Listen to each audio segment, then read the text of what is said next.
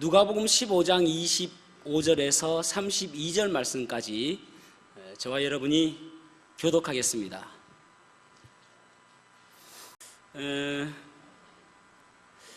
아델베르크 샤미소라는 사람이 쓴 단편소설 가운데 그림자를 판 사나이라는 단편소설이 있습니다. 어느 한 집에서 한 신사가 와가지고 주머니를 이렇게 거기에서 뭐 사람들이 원하는 것을 다 끄집어내는 거예요. 예를 들어서 금덩이도 끄집어낼 수 있고 또 망원경, 뭐 마차 이런 것들을 다 끄집어내는 것입니다. 이때에 거기에 주인공으로 나오는 그 사람이 딱 보니까 너무너무 신기한 거예요. 그래서 그 사람에게 이 신사가 이야기하기를 당신의 그림자를 팔면은 나한테 주면은 내가 이 주머니를 당신에게 주겠습니다 라고 이야기합니다. 솔깃하죠? 그림자 뭐 필요합니까? 그죠? 여러분들한테 누가 그렇게 요구하면은 여러분 어떻게 하시겠습니까? 그래서 이 사람이 그냥 팔았습니다. 좋겠다 싶어서 팔았습니다. 그러니까 처음에는 너무너무 좋은 거예요. 예를 들어서 그 돈이 없으면 돈을 빼낼 수도 있고 뭐 필요한 것들 다 빼낼 수 있으니까 너무너무 좋았습니다. 그런데 시간이 지나면서 사람들이 그 사람이 그림자가 없다는 사실을 알고 때로는 비웃기도 하고 심지어는 걔도 가지고 있는 그림자를 자기는 없으니까요. 약혼녀가 생겼는데 서로 사랑하게 됐습니다. 그런데 약혼녀가 나중에 이 사람이 그림자가 없다는 사실을 깨닫고 파혼하게 되어집니다. 시간이 지나면 지날수록 사람들은 그를 더 미워했고 또 따돌리기 시작했습니다. 그래서 그 마음이 어느 정도 이제 시간이 지나서 그 그림자를 사간 그 사람이 다시 와서 이제는 영혼을 나에게 팔면은 이 그림자도 너에게 돌려주고 그 주머니도 그 요술 주머니도 너에게 주겠다라고 이야기합니다. 근데 나중에 알고 보니까 이 사람이 악마라는 사실을 이 사람이 깨닫게 되어집니다. 그래서 그것을 거부하게 되어지죠. 그러면서 뭐 자기의 전 재산을 털어서 헌 장화를 하나 사가지고 헌 장화로 여행하고 뭐 그런 내용들이 나와 있는 거예요. 여기서 주는 메시지는 무엇인가 하면은 산업혁명이 발달하면서 그 당시에 많은 사람들이 물질 만능주의에 빠지는 것입니다. 그러니까 우리가 어떤 소유에 대해서 그 소유는 사실은 수단에 의한 것이지 그것이 목적이 돼서는 안 되는 거거든요. 무엇을 갖기를 원한다면은 결국은 이 그림자라는 것은 그림자가 없는 것은 본체도 없는 것이거든요. 그러니까 결국은 그림자가 없다는 것은 이 사람의 가치가 없어진다는 것입니다. 그것을 역으로 이야기하기 위해서 이 소설을 쓴 것입니다. 그러니까 여러분 우리가 한번 생각해 보시기 바랍니다. 나는 지금 무엇 때문에 슬퍼하고 무엇 때문에 기뻐하는지, 내가 가지지 못해서 슬퍼하고 내가 가졌기 때문에 기뻐하고 있지는 않는지, 무엇이 내 목적이 무엇을 소유하기 위해서 존재하지는 않는지 그것을 생각해 보아야 된다는 것입니다. 얼마 전에 어떤 영화에서 무엇이 중요한디? 그런 말이 있었죠. 무엇이 중요한디? 뭐가 중요한지를 우리는 분명히 깨닫고 살아가야 된다는 것이죠.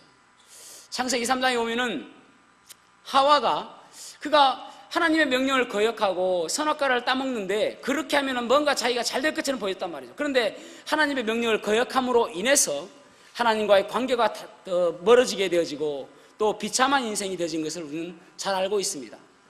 사사기에 보면은 삼손이 나오죠. 삼손은 처음에 가졌던 그 겸손함과 사명을 다 잃어버림으로 인해서 결국은 눈이 뽑히고 머리가 깎이고 비참한 인생을 살아가는 것을 보게 되어집니다. 과연 우리가 이 세상에 살아가면서 무엇이 중요한지를 한번 생각해 봐야 되지 않겠습니까? 오늘 본문에 보면은 탕자의 이야기가 나옵니다.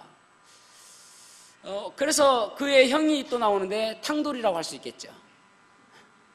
탕자라는 이름도 성경에는 나오지는 않습니다. 그냥 방탕한 인생을 살았기 때문에 탕자라고 이야기하는 것이지 누가복음 15장에서 단지 이 비유가 나오고 있는데, 그래서 저는 이 비유를 탕자의 비유라고 이야기하는 것이 별로 못마땅스럽습니다. 이 비유는 탕자와 탕돌이의 비유라고 이야기해야 더 정확하다고 할 수가 있을 것입니다. 허람방탕한 삶을 살았던 동생 탕자와 그리고 그 탕자가 돌아왔을 때에 아버지가 기뻐하는 것을 못마땅해 했던 탕돌이, 그들의 모습이죠. 오늘 본문의 말씀을 통해서 그래서 우리가 살아가면서 잃어버려서는 안 될 것들이 무엇인가, 정말 중요한 것이 무엇인지 바라보는 그러한 시간이 되었으면 좋겠습니다. 첫 번째로는 삶의 의미를 잃어버리지 말아야 됨을 우리가 알 수가 있습니다. 삶의 의미를 잃어버리지 말아야 된다. 여기 집 나간 아들이 돌아왔을 때에 아버지가 기뻐해서 잔치를 엽니다. 오늘 본문을 읽었던 부분이 이제 잔치를 열고 나서 반일을 하고 온 형이 왜 무슨 소린가 라고 그 종들에게 물어봤을 때에 당신의 동생이 와서 아버지가 기뻐서 잔치를 여는 것입니다 라는 이야기를 듣게 되어집니다. 이 소리에 형은 화를 내고 또 동생을 반갑게 여기지도 않습니다. 그러면서 뭐라고 이야기하냐면은 내가 여러 해 아버지를 섬겨 명을 어김이 없거늘 내게는 염소 새끼라도 주어 나와 내 벗으로 즐기게 하신 일이 없었습니다 라고 그렇게 말씀하고 있습니다. 그러니까 이때까지 했던 것은, 이때까지 이 일을 했던 형의 모습은 무엇이냐면은 그냥 형이니까 했던 것이고 그냥 아들이니까 하는 것이지 이 일에 대해서 기뻐하며 감격하며 감사하는 마음으로 하지 않았단 말이에요. 어떻게 생각하면 형으로서 노리며 야 나는 장자이고 또 아버지를 바라보면서 내가 열심히 해야지 하는 그런 마음이 있는 것이 아니라 그냥 마치 율법적으로 해야 될 일을 그저 당위성을 가지고 한 것이죠. 그러니까 기쁨이 없는 거예요. 그러니까 동생이 돌아왔을 때에 마치 내가 무언가 빼앗기는 듯한 그런 느낌을 받게 되는 것이죠. 여러분, 우리는 어떻습니까? 우리가 살아가면서 날마다 의미를 가지고 살아가느냐 말이에요. 내가 왜 살아가는지, 내가 왜 이곳에 있는지, 또 나는 여러 사람들을 왜 만나는지 그 의미를 깨닫고 살아가느냐 하는 것입니다. 마가복음 9장에 보면은 변화산에서 예수님의 모습이 변화되는 것을 베드로가 보게 되어집니다. 예수님의 모습이 광채가 나고 옷이 사람이 빨아서 희게 될 수 없을 만큼의 흰옷으로 바뀌어지는 것을 보게 되어집니다. 그러자 베드로가 뭐라고 이야기합니까? 주님, 여기가 좋사오니 여기에 초막셋을 짓고 여기서 사십시다 라고 이야기합니다. 다른 말로 이야기한다면은 주님, 여기 산 좋은데 여기 절간 짓고 여기서 삽시다. 그래서 주님께서 뭐라고 이야기했는지 아십니까? 아니다, 교회는 세상적으로 내려가야 된다 해서 세상으로 다시 내려와요. 여러분, 절과 교회의 차이는 무엇입니까? 절은요, 불교는 산속에 절을 지어놓고 참선을 하면서 득도를 목표로 하는 것이 불교입니다. 기독교는 무엇입니까? 이 세상 속에 내려와서 세상 속에서 너희는 세상의 빛이다, 너희는 세상의 소금이다 라고 이야기하신 것처럼 이 세상 속에서 내가 하나님의 그 사명을 깨닫고 주님께서 나에게 무엇을 어떻게 살기를 원하시는지 그 마음을 깨닫고 살아가는 것이 바로 기독교인 그리스도인의 모습이 되어져야 되는 것입니다. 그게 문제죠. 세상 속에서 살아가는 거예요. 여러분, 그래서 불교는 머리로만도 가능해요. 머리로만 깨닫고 이치를 알고 살아가면 끝입니다. 그런데 기독교는 머리에서 끝나서는 안 되는 거예요. 어떤 교리를 알고 주님의 사랑을 알고 하나님의 사랑을 머리에서 알았다고 끝나는 것이 아니라 이 머리가 가슴으로 내려와서 감격하고 감동하고 기뻐하고 이 감동하는 이 가슴에서 다시 손으로 가고 이 감격하는 가슴에서 발까지 가서 때로는 행하고 때로는 가고 그 일이 있어야 되는 것이죠. 그게 올바른 믿음의 사람의 삶인 것입니다. 머리까지 끝나는 사람이 있어요. 잘 알고 있어요. 나도 내가 주님 사랑하고 또 주님께서 여러 사람들을 사랑하라고 하신 것 내가 잘 알고 있습니다라고 머리에서 끝나는 사람이 얼마나 많습니까? 머리에서 끝나서는 안 되는 거예요. 가슴으로 내려와야죠.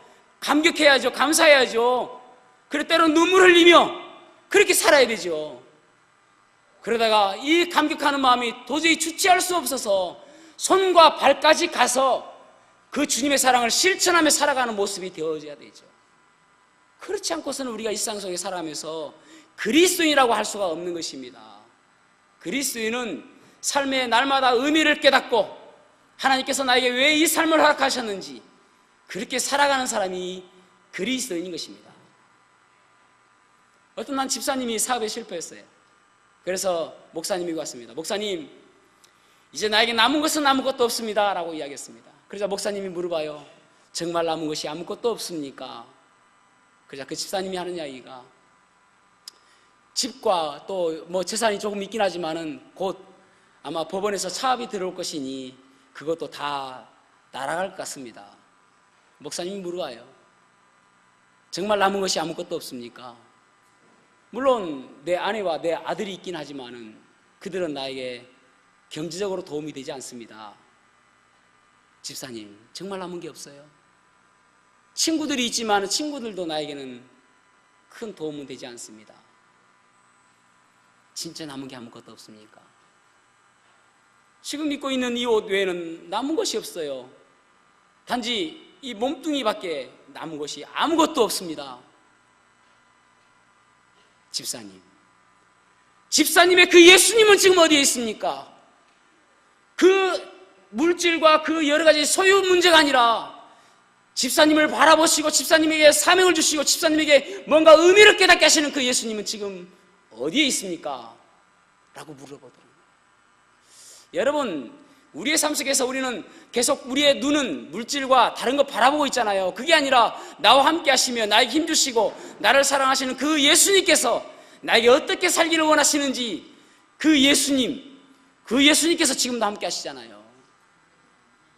그러기에 우리의 삶 발걸음 하나하나, 우리의 행동 하나하나 그 모든 곳에서 우리 주님께서 나에게 주시는 그 의미를 깨닫고 살아가야 되는 것입니다. 그럴 때 실수하지 않는 거예요.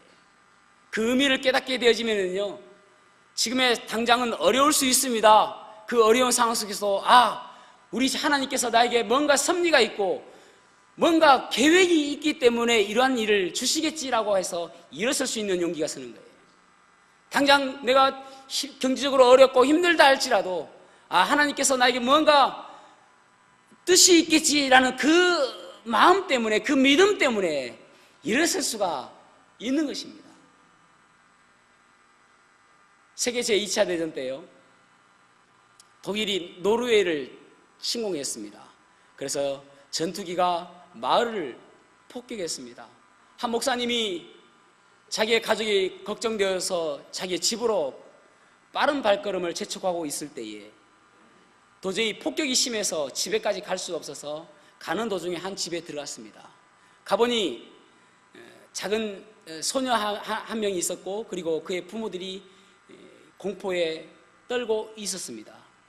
그런데 이 소녀가 소파에 그냥 자고 있는 거예요. 그래서 일어났을 때 그 소녀에게 물어봤습니다. 아니, 너는 두렵지 않니? 이 폭격이 있음에도 불구하고 어떻게 그렇게 태연하게 잠을 잘 수 있니? 라고 물어봤어요. 그래서 이 소녀가 하는 이야기가, 하나님께서 지금 주무시지 않으시고 지켜주시는데 내가 안 잘 이유가 무엇이에요? 아니, 하나님께서 지금 안 주무시고 나를 지켜주시는데 내가 뭐하려고 안 잡니까? 그러더라는 것입니다. 여러분, 우리의 삶 속에서 물론 어려운 일 만날 수 있고요, 물론 환난을 만날 수도 있습니다. 그럼에도 불구하고 내 삶의 의미를 깨닫게 되어지면은 그 모든 곳에서 역사하시는 그 하나님의 손길을 깨닫게 되어지고, 그 하나님의 섭리를 깨닫게 되어지고, 힘을 얻게 되어지고, 믿음의 용기를 얻게 되어지게 되는 것입니다. 그래서 내 삶 속에서 소망을 가지고 사시길 바랍니다. 주님께서는 마태복음 25장 23절에 그렇게 말씀하십니다. 적은 일에 충성하였으면 내가 네게 많은 것을 맡겨줄 것이다 라고 말씀하고 있습니다. 우리의 삶 속에서 충성된 모습으로 삶의 의미를 가지고 하루하루 살아가는 저와 여러분이 되기를 주님의 이름으로 축복합니다. 두 번째로는 아버지의 마음을 잃어버리지 말아야 됨을 알 수가 있습니다. 이 큰아들은 아버지가 왜 매일 추운 밤, 바람 부는 날에도 밖에서 서성이는 것을 알지 못했습니다. 왜 깊은 밤에 잠을 깊이 이루지 못하고 뒤척이며 계시는지를 그는 알지 못했습니다. 때로는 문빗장을 잠그고 돌아왔음에도 불구하고 아버지는 다시 문빗장을 열고 아들이 다시 돌아오기를 기다리는 그 아버지의 마음을 큰아들은 알지 못했습니다. 때로는 식사를 하시다가도 갑자기 한숨을 내쉬기도 하고 입맛이 없어 하시는 아버지의 마음이 어떤지를 알지 못했습니다. 비 오는 날이면 아버지가 더 추워 보이시는 그 까닭을 큰아들은 알지 못했습니다. 그래서 이 탕자가 돌아왔을 때에 아버지는 죽었다가 다시 살아났으며 내가 잃었다가 다시 얻어노라라고 고백하는 이 기뻐하는 아버지의 마음을 알지 못했던 것입니다. 그래서 큰아들은 15장 29절에 보면은 아버지께 대답하여 이르되 내가 여러 해 아버지를 섬겨 명을 어김이 없거늘 내게는 염소 새끼라도 주어 나와 내 벗으로 즐겁게 하신 일이 없었습니다 라고 그렇게 원망하고 불평하고 있는 것입니다. 여기 보면은 아버지를 섬겼다라는 이 아버지라는 이 단어를 헬라어로는 쉬라는 단어를 쓰고 있는데 이 쉬라는 단어는 당신을 섬겼다라고 이야기합니다. 우리말로는 아버지를 섬겼다고 이야기하고 있는데 좀 더 직역을 하면은 당신을 내가 그렇게 섬겼는데 당신은 왜 작은 아들이 왔다고 해서 이렇게 잔치를 베풀고 있느냐라고 원망하고 있는 것입니다. 풍습에 그 당시 유대 풍습에 의하면은 그 집안에 잔치가 있을 때는 장남인 큰아들이 그 잔치를 계획하고 배설해야 됨을 우리가 볼 수가 있습니다. 그럼에도 불구하고 이 큰아들이 그 잔치를 열지 않은 것은 아버지를 모욕하는 것이나 마찬가지입니다. 그럼에도 불구하고 이 아버지는 이 큰아들도 너도 중요하고 얘도 중요하고 다 중요함을 계속적으로 말씀하고 있습니다. 사실은요 큰아들이 이렇게 불평할 이유가 없습니다. 왜냐하면 작은 아들이 내 분깃을 달라고 했을 때에 성경을 자세히 읽어보면은 큰아들과 작은아들에게 동일하게 재산을 나눠주는 것을 보게 되어집니다. 그러니까 큰아들은 이미 자기 것 받았습니다. 작은아들도 받았단 말이죠. 그런데 작은아들이 가서 허랑방탕하게 성경에 보면은 허랑방탕하게 썼다라고 말씀하고 있는데 큰아들은 뭐라고 이야기하냐면은 그가 허랑방탕하게 쓰고 또 창기와 함께 썼다라고 이야기하고 있습니다. 그것은 넘겨짚은 거예요. 창기와 함께 쓴 것은 기록되어 있지 않거든요. 그러니까 큰아들은 도덕적으로 내 동생이 문제가 있다라고 자꾸 오해하고 있는 것이죠. 왜 그렇습니까? 큰아들은 이 아버지의 마음을 모르기 때문에 그렇습니다. 아버지는 내가 너도 사랑하고 네 동생도 사랑한다. 그래서 잃었던 아들을 내가 다시 얻었다라고 이야기하고 있는 것입니다. 이 아버지의 마음을 여러분 아시겠습니까? 하나님께서는 요한복음 3장 16절에 하나님이 세상을 이처럼 사랑했다라고 말씀하고 있습니다. 하나님께서 세상을 사랑하셨는데 독생자를 주시기까지 사랑하셨다고 말씀하고 있습니다. 하나님께서 사랑하셨는데 그 사랑의 대상이 어느 한 사람뿐만 아니라 이 세상의 모든 사람들을 사랑했다라고 말씀하고 있는 거예요. 이것이 바로 아버지의 사랑이고 하나님의 사랑입니다. 좀 된 영화인데 가족이라는 영화가 옛날에 있었습니다. 그 영화 내용을 그 주인공 이름이 누구인지 잘 기억은 안 나는데 그 수혜라는 가수가 아니고 수혜라는 영화배우와 주현이라는 영화배우가 나오는 그런 영화입니다. 부녀지간으로 나옵니다. 수혜라는 이 딸이 교도소에서 나왔는데 이 아버지와 같이 살면서 아버지를 아주 좀 원망하고 아버지를 무시하고 아버지를 대우해 주지 않습니다. 왜냐하면 자기의 집이 어렵고 가난한 이유가 이 아버지 때문이라고 그는 알고 있기 때문에 그렇습니다. 능력이 없는 아버지니까 그렇게 생각한 거예요. 그런데 사실은 그게 아니라 원래 아버지는 총망받는 경찰이었습니다. 근데 이 수혜라는 이 아이가 4살 때에 그 옆으로 지나가면서 가위를 떨어뜨려 가지고 아버지 눈이 한쪽 눈이 실명돼 버린 거예요. 그러니까 결국은 이 딸 때문에 눈이 실명됨으로 인해서 실직하게 되집니다. 경찰 생활을 계속 할 수 없으니까요. 그런데도 이 아버지는 혹시 딸이 마음에 아파할까봐 이것을 비밀로 붙입니다. 교도소를 나왔는데 어둠의 세력이라는 것이 잘 놓아주지 않잖아요. 포기하지 않지 않습니까? 그래서 교도소 나왔는데도 불구하고 계속적으로 이 수의 이 딸을 계속적으로 괴롭힙니다. 돈을 갈취해가고 또 이제 미장원을 열어가지고 갱생의 길을 걷고 있는데도 불구하고 계속적으로 협박하고 괴롭힙니다. 그래서 이 아버지가 그 조폭들에게 가가지고 무릎도 꿇고 또 이제 추운 날 그 어시장 같은 데서 일을 하면서 돈을 모았는데 이 돈 모은 이유가 무엇이냐면은 딸의 미장원을 하나 만들어 주려고. 근데 이 돈까지도 그 조폭들에게 다 바쳐가면서 내 딸을 좀 놓아달라고, 괴롭히지 말라고 부탁을 합니다. 그럼에도 불구하고 이 조폭들이 쉽게 이 딸을 놓아주지 않습니다. 결국은 이 딸에게 마지막으로 협상을 요구하는 것이 무엇이냐면은 청부살인을 하면은 내가 너를 놓아주겠다라고 이야기합니다. 그래서 결국은 딸이 청부살인을 해요. 근데 그 청부살인한다는 것을 이 아버지가 알고 그 자리에 아버지가 가서 대신 아버지가 죽게 되어집니다. 참 가슴 아픈 이야기죠.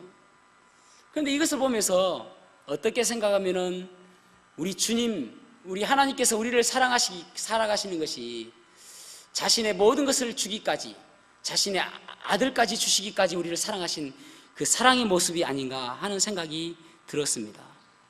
요한일서 4장 10절에 보면은 이렇게 말씀하고 있습니다. 하나님의 사랑이 우리에게 이렇게 나타난 바 되었으니 하나님이 자기의 독생자를 세상에 보내심은 저로 말미암아 우리를 살리려 하심이니라.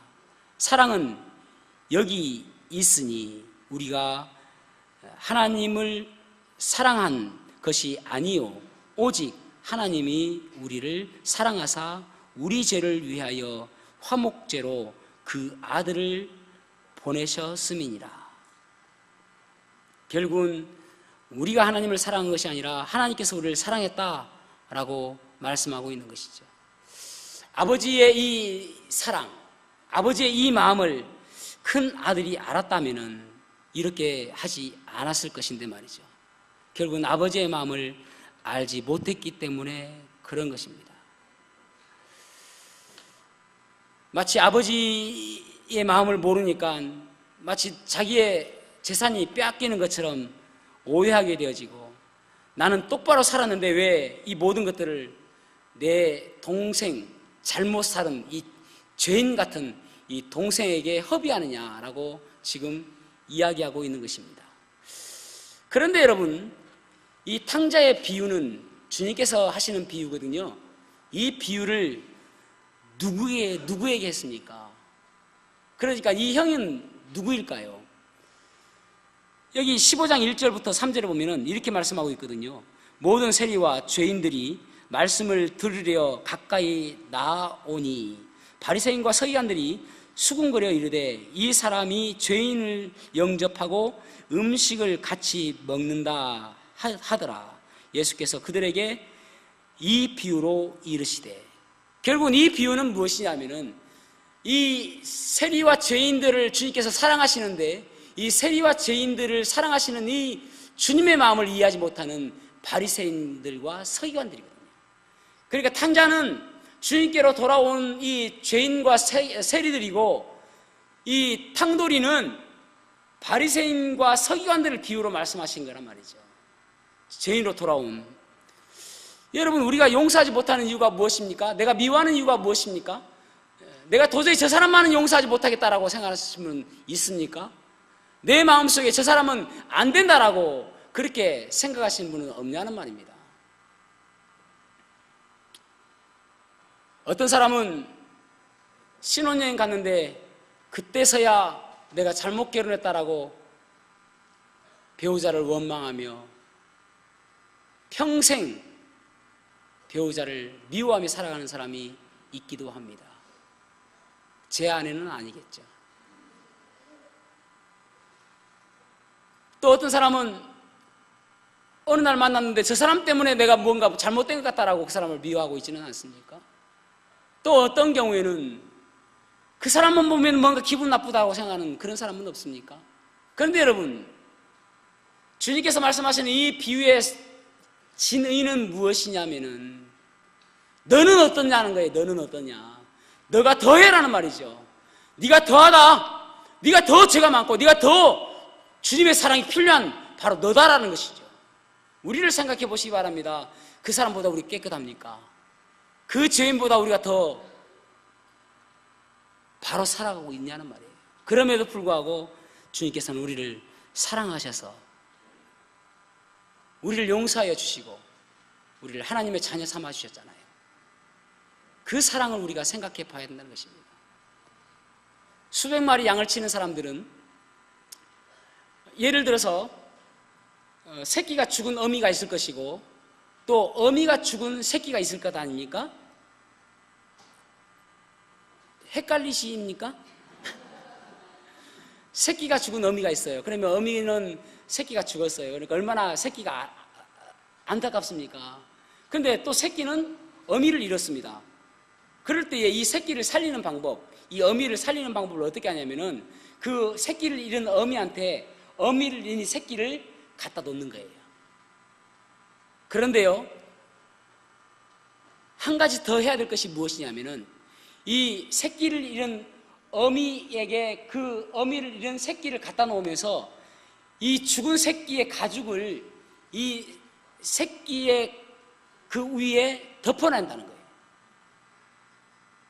헷갈리죠? 누가 누구를, 자기 새끼가 죽었잖아요. 여러분 보니까 이해를 잘 못하실 것 같아가지고 이해합니까? 그러면 이 양은, 어미 양은 냄새를 맡고 마치 이 양의 내 새끼가 아님에도 불구하고 내 새끼의 가죽을 냄새를 맡고 아, 이 새끼는 내 새끼구나 라고 생각한다는 거예요. 그래서 젖을 준다는 것입니다. 그렇지 않으면 젖을 안 준다는 거예요. 그 죽는다는 것입니다. 여러분, 우리가 살아가면서 우리가 주님 앞에서 담대할 수 없잖아요. 그럼에도 불구하고 우리는 예수 그리스도께서 우리를 대신해서 십자가에 달려 돌아가시잖아요. 하나님께서 우리를 바라보시면서 아, 예수의 향기가 나는구나, 너 보니까 내 새끼 맞다 라고 하시면서 우리를 감싸 주시고 우리에게 젖을 주시고 우리를 살려주시는 거예요. 그와 똑같은 거거든요. 그래서 우리가 살아가면서 이 아버지의 마음, 아버지는 누구나 다 사랑하시고 하나님 아버지는 모든 사람들의 죄인이 주님께로 돌아오기를 원하시는 그 아버지의 마음, 그 마음을 우리가 기억하셔야 된다는 것입니다. 설경욱이라는 분이 이런 시를 썼습니다. 아버지, 당신의 마음이 있는 곳에 나의 마음이 있기를 원해요. 아버지, 당신의 눈물이 고인 곳에 나의 눈물이 고이길 원해요. 아버지, 당신이 바라보는 영혼에게 나의 두 눈이 향하길 원해요. 아버지, 당신이 울고 있는 어두운 땅에 나의 두 발이 향하길 원해요. 나의 마음이 아버지 마음 알아. 내 모든 뜻 아버지의 뜻이 될 수 있기를. 나의 온몸이 아버지 마음 알아. 내 모든 삶 당신의 삶 되기를. 우리의 삶이 아버지의 마음 알아, 아버지의 뜻대로 살기를 원하는 그런 모습이 되어야 되는 것이죠. 여러분, 오늘 이 누가복음 15장에서 탕자의 비유에서 우리가 기억해야 될 것은 무엇이냐면은 왜 동생을 그가 용서해야 되냐는 것이죠. 왜 그가 동생을 바라보며 즐거워해야 되냐는 것이죠. 여기 보면은 그 아버지가 즐겁게 잔치를 배설했다라고 말씀하고 있잖아요. 그러니까 결국은 이 탕자의 이 형이 기뻐해야 될 그 이유는 아버지가 즐거워하니까요. 동생을 보고 아버지가 기뻐하니까요. 그러니까 이 형도 기뻐해야 되는 것이거든요. 동생을 보고 아버지가 즐거워하고 기뻐하기 때문에 이 형도 아버지의 마음 안다면은 그도 기뻐해야 되는 것이죠. 여러분, 우리가 이해할 수 없는 그 사람들도 사랑하고 그 사람을 사랑해야 되는 그 이유가 무엇입니까? 우리 주님께서 그것을 기뻐하시니까요. 여러분, 우리가 부서장과 부서가 하나 되어지고 화합되어져야 되는 그 이유가 무엇입니까? 그것을 아버지께서 기뻐하시거든요. 우리 찬양대가 화음보다도 더 하나가 되는 것이 중요한 것은 왜 그런지 아십니까? 아버지가 그것을 보기를 기뻐하시니까요. 우리 친척들에게 복음을 전해야 될 그 이유가 무엇입니까? 그 사람이 하나님께로 돌아온 것을 아버지가 기뻐하시니까요. 여러분, 우리가 미워해서는 안 될 이유가 무엇이냐면은 아버지께서 기뻐하시니까 우리도 기뻐해야 되는 거예요. 그것이 바로 아버지의 마음을 아는 거예요. 추석 명절입니다. 친척들 만나니까 좋죠. 이제 만날 것이고요. 우리가 해야 될 일이 무엇입니까? 주님께서 기뻐하신 일을 하는 거예요. 주님께서 바라보시고 흡족해 하시는 거 해야 되는 거예요. 그것이 복음 증거하는 일이고, 때로는 내가 수고스럽더라도 한 발자국 더 일을 하는 것이고, 또 감사주는 것이고, 용서하는 것이고, 덮어주는 것이고, 그것이 바로 우리가 해야 될 일인 것입니다. 왜요? 아버지께서 기뻐하시니까요. 기도하시겠습니다.